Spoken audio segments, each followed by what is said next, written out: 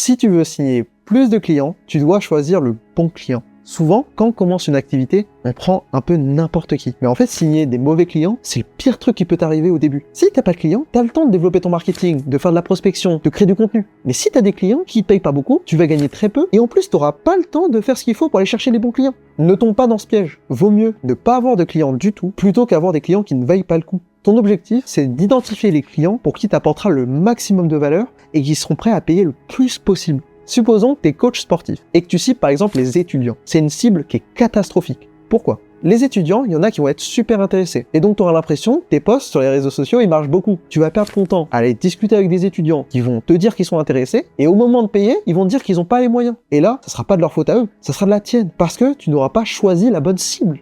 On va reprendre l'exemple du coach sportif et je vais te donner une bien meilleure cible. Supposons que tu te concentres sur les cadres sup et les chefs d'entreprise. Là, directement, si un cadre sup ou un chef d'entreprise voit une de tes vidéos ou voit un de tes messages, il va tout de suite se dire que tu es spécialisé dans son domaine. Ces personnes-là, elles ont les moyens, mais elles ont peu de temps. Donc, tu vas pouvoir leur proposer quelque chose qui est super adapté. Je propose aux chefs d'entreprise et cadres sup des séances de 45 minutes super intensives qui apportent 80% des résultats d'une séance classique. Qu'est-ce que tu gagnes à la fin ? Premièrement, tu t'adresses à une bien meilleure cible. Deuxièmement, tu peux les faire payer plus cher parce qu'elles ont plus les moyens. Et troisièmement, tu travailles moins longtemps. Vu qu'elles, ce qui les intéresse, c'est de faire des séances rapides, alors que peut-être qu'un étudiant, tu devras le coacher pendant 3 heures pour au final être payé moins de 50 €. Ici, tu peux faire payer 100 € alors que tu les entraînes 3 fois moins longtemps.